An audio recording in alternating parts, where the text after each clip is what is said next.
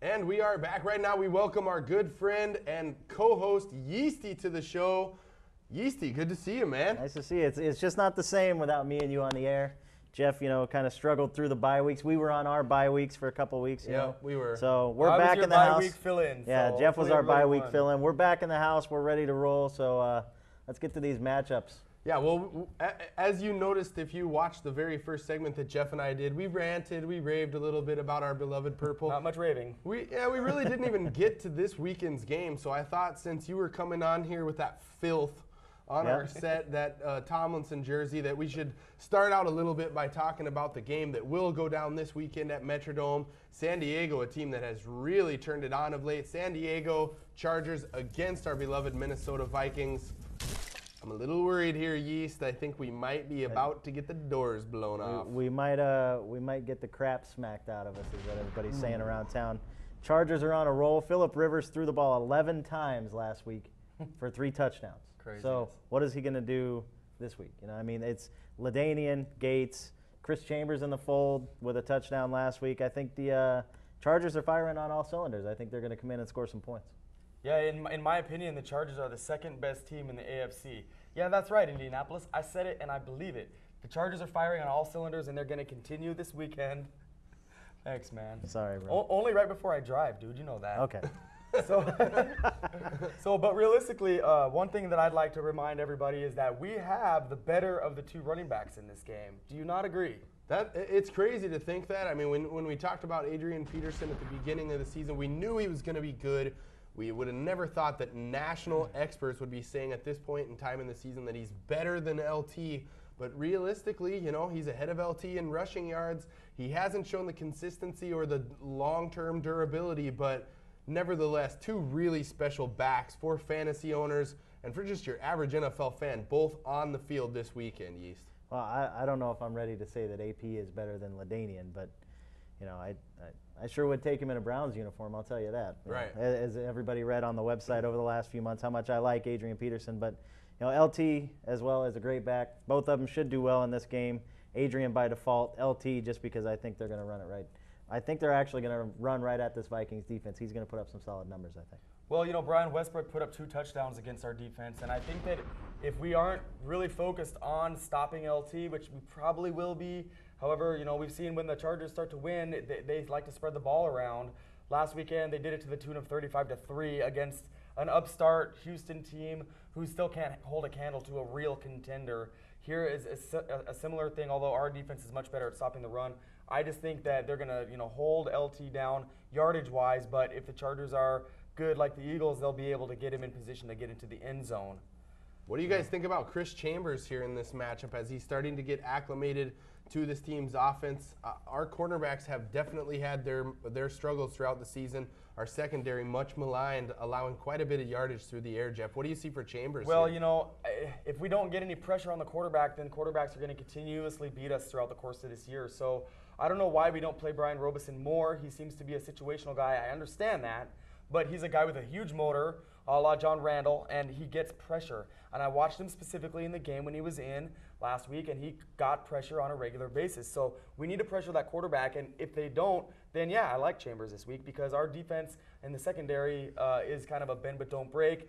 We keep the big play from happening, but when you're in the red zone, a bigger guy like Chambers who's strong is going to be able to make a move and do something to get in the end zone. I think this week is very potentially the week where the wheels fall off for the Vikings. We've kept it close in a lot of these matchups, which have really kept Brad Childress's critics at bay. But I'm worried that a 35 or 40-point blowout loss could be coming here, and then I think the fans could start to come unglued.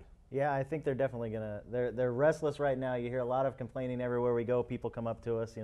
First thing they say is, "Hey, are you Yeastie?" And I'm like, "Yeah." How many other fat bald dudes walk around talking about football all the time? But but then they start ranting about the Vikings, and I have to tell them I'm a Browns fan. Don't talk to me about the Vikings. But they keep complaining, and they keep complaining, and it's gonna blow up. It's gonna blow up this week, I think. Now everybody out there knows why we don't allow Yeastie on the set when we're talking about the purple. Sorry. On to the next matchup, an NFC East division rivalry. Dallas traveling to Philly to take on the Eagles. Now, the Eagles kept their season alive last week with a win here in the Metrodome. They have moved to 3-4, which is a huge difference in record from 2-5. A must-win game for Philly, welcoming the Cowboys to town. But Dallas is still, in my opinion, the top team in the NFC, Jeff. I like them here on the road, and I think their fantasy plays are all a factor. Yeah, I'm really interested.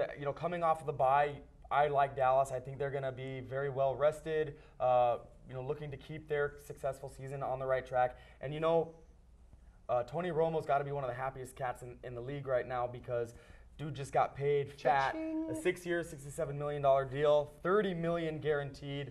Tony, bro, I know you watch the show regularly. Can I have a loan, please? Cha-ching. No, and I think that, he's going to continue to produce. It makes me really like T.O., and then Jason Witten has kind of quietly become one of the best tight ends in the league with Romo throwing him the ball. What about the Dallas Cowboys running game here? Philly has been pretty solid against the run. Should fantasy owners play Marion Barber in this matchup, Yeastie? I think Marion Barber is the only play from this point forward, considering the way the carries have gone. Marion Barber got 19 to Julius Jones's 9 in the last game. He runs, like everybody says, he runs like his feet are on fire. He runs with passion. And, him and T.O. and Witten and Romo.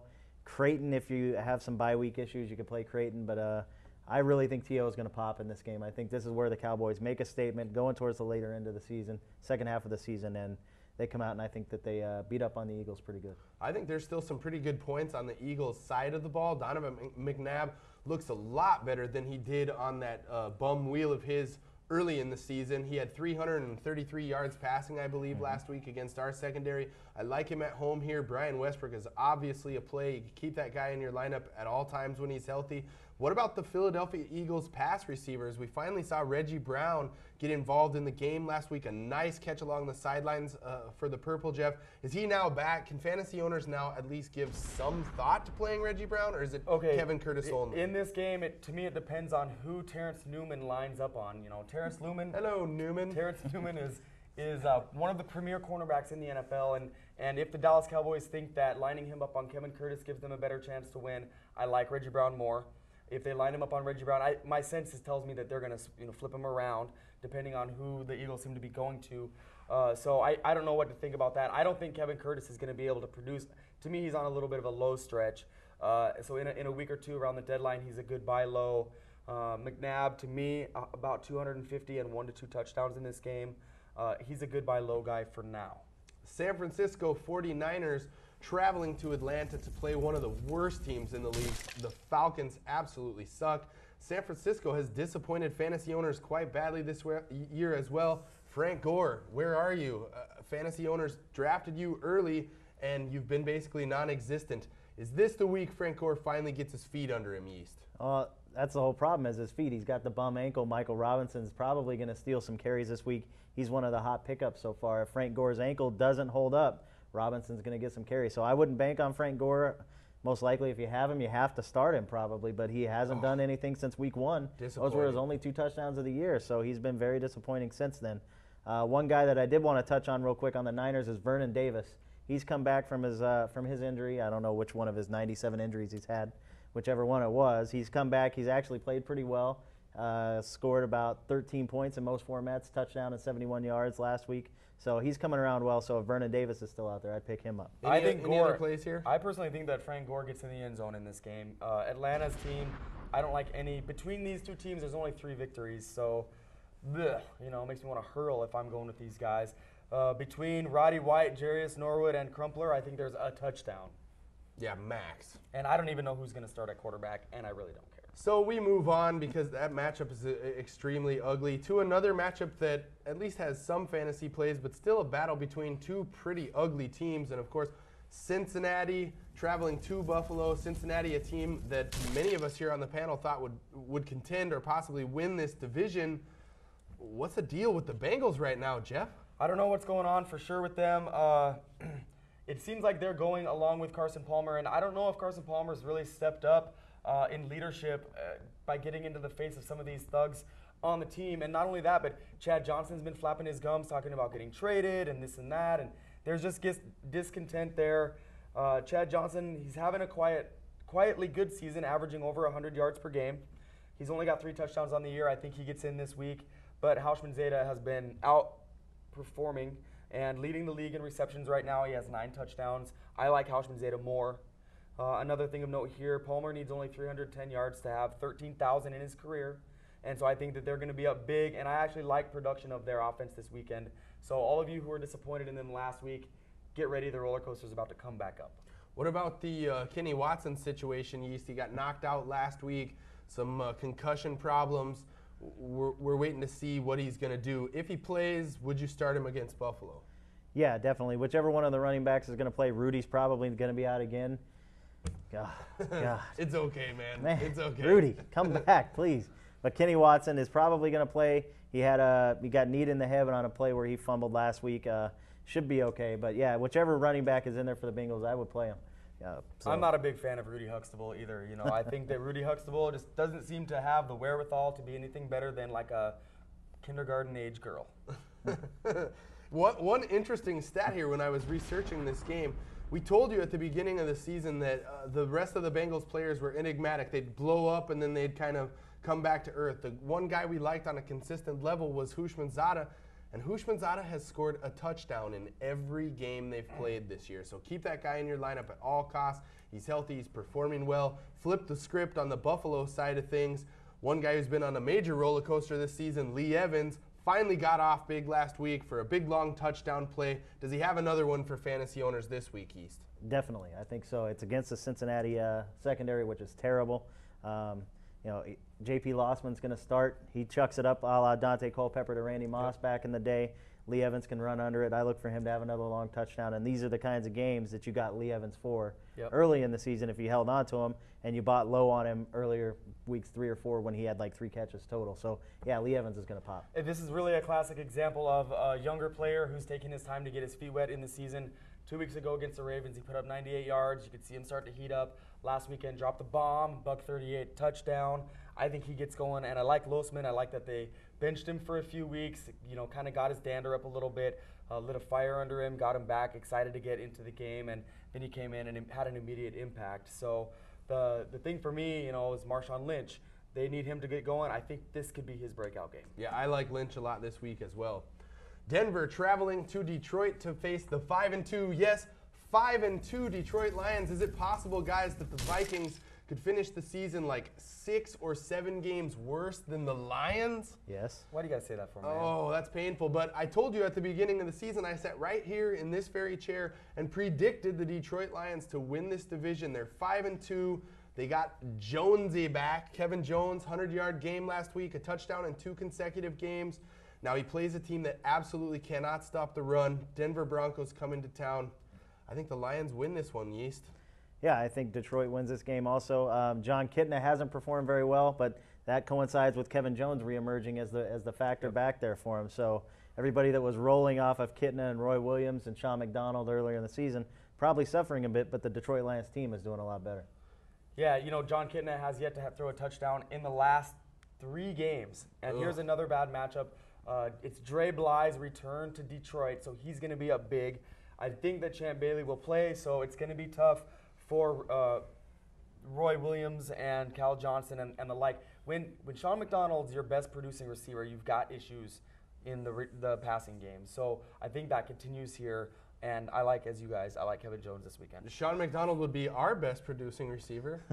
Oh, well, I would be your best producing receiver. I mean, come on. I would Seriously. like Luke McCown to be throwing the ball to Sean McDonald, anything. But that's beside the point. Denver, I'm not sure what to think about them. A big overtime loss to Green Bay, allowing Greg Jennings to get past the defense in overtime. How is it possible that Denver would allow a player to get past the safeties? That doesn't make sense to me at all, and I just don't get it. So I didn't get a chance to see that game thanks to the Hennepin County Correctional Facility. But so I got a question for you guys, and that's what do you guys make out of the Travis Henry injury and the Selvin Young thing? What's going on there with the running game in Denver? Well, Travis Henry, we all know about him. You talked to him on the phone earlier in the show, Jeff. He was trying to hit you up for a little gee. But Travis Henry, he might play this weekend. He might not. It kind of made me feel like maybe the Broncos, Mike Shanahan, always playing these mind games, wanted to see what he had in Selvin Young on primetime, threw the rookie in there in a high-pressure situation. And although Young didn't score any touchdowns or really blow up for any long plays, to me, Yeastie, he looked pretty serviceable. He looked very good, and that's not just because I'm a Sylvan Young owner in our league. He did look very well. He had a 48-yard run called back with a holding penalty. Otherwise, he'd have been about $120 rushing. And I think the Broncos might actually be kind of distancing themselves from Travis Henry with this injury to see what they've got for the rest of the season, like you said, because chances are after this week he might be done for a year. So Sylvan Young, Andre Hall was a guy that came in and spelled Sylvan Young for a little bit. So if you're in a deep league and you have Sylvan, back him up with Andre Hall at this point. A lot of people were picking up Cecil Sapp as the apparent number 3 when the Travis Henry news grizzle came out. The guy that I'm advising everybody to keep an eye on is Adam Hall. He's another running back rookie for this Broncos team, and he's been looking fairly good. So I think there's a chance that Cecil Sapp might not necessarily become the handcuff back. It might be Adam Hall. Take a look at your waiver wire. He might just be there if you've got room for a guy like that. So we want you to check out our website right after this show is over, testosteronesports.com. We're going to be on there doing the fat chat. We want to talk to you about your matchups, help you with matchup-related questions. You can give us a shout-out, tell us what you liked about the show. It's just basically a chance for you to interact with us. We have rankings on there. We break down all of the matchups on there as well. Testosteronesports.com. Check it out right now and check out this break. We'll be back in just a couple minutes. Jeff, Jesse, and Yeastie breaking down week number 9. The return of the Fat Pack, baby.